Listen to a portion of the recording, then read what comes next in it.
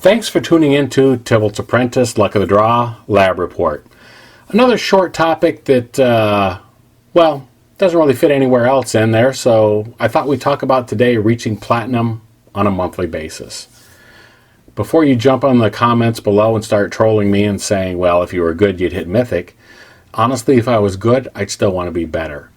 But hitting platinum is something that I can do on a consistent basis, and it's born out of humility more than hubris, that I think if I can hit it, anybody else can hit it. So we're going to look at 5 things that you might need to consider while building your deck, and giving you some CMC costs to go with that. And we'll end with a challenge. But before that, we're almost unlocking an achievement here on YouTube, and I need your help to do that. If you would, just hit the subscribe button down below there. That's all you have to do. That's if you like the content, sure, you can hit the notification bell, but if nothing else, just hit the subscribe button, and then let's talk about what we can do to improve the game so that you hit platinum every month. Platinum seems to be something of a glass ceiling for me. Not that I haven't touched diamond, even got into diamond before, but it's an achievement that I make every single month. And like I said earlier, if I can hit platinum every month, I know you can too. Let's look at 5 things that you need to consider in your deck though, and look at the CMC costs that might help you achieve a more streamlined deck. And then we'll get to our challenge after that. Number 1, are you hitting your land drops? The absolute most important thing in a deck is ramp. And every deck varies a little bit, I get that. But for ramp cards, you've got to have something in there. You cannot afford to miss a land drop. If your deck is flowing correctly, everything else comes from that. So with that in mind, any ramp cards you're using should have a cost of 3 CMC or less. Now I get it, there's going to be exceptions here and there. But looking at a good generic deck, a framework to build around, start off with ramp cards that are in there beyond the land cards. Don't use ramp instead of land. Use it in addition to land. There's enough creatures, there's enough artifacts out there these days that can give you extra mana and that fall below that 3 CMC cost. Well, at or below that. Number 2 is card draw. That's great if you've got the land. Now what do you do with it? You need options, and you need to be able to play those cards. So number 1 is looking for ramp. Number 2 is card draw. There's a couple of cards with a mutate mechanic that you can play at flash. For example, this octopus here, that will give you the advantage of being able to draw more cards. So anything that gives you card draw, I would say can have a CMC cost of 5 or less.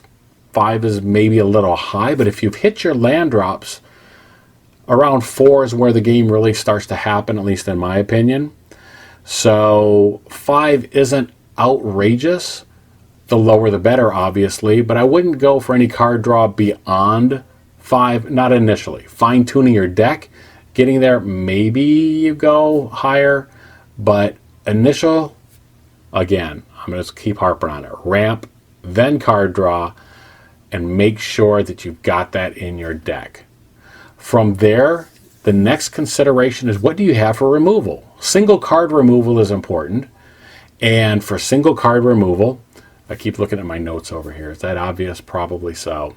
Anyhow, for removal, 4 CMC is about as high as I want to go. 4 CMC or less for individual card removal. Ideally, you want something that's going to remove maybe a creature or an artifact, an enchantment or an artifact or a creature. But some kind of single removal, even an unsummon, would count as a removal card. Well, maybe not a removal technically, but if it removes it off the board and it removes the threat, it's absolutely worth it. The next thing to consider is mass removal. What do you have there to sweep the board? And I said the board, not just creatures. A lot of times people get fixated on removing that, but then you come up against a deck that's nothing but enchantments. You need to have something that's optional in there to remove any threat on the board and all threats on the board. Along that line, you've got board wipes that I wouldn't go beyond 6 on. Again, we're assuming now that we've got an optimized deck that is performing correctly, that is getting land on the table. So I don't think 6 is an outrageous number for a mass removal, and usually it's going to be played later in the game as opposed to earlier. So I think it's doable. Number 5 is your closers. What are you using to actually close out the game?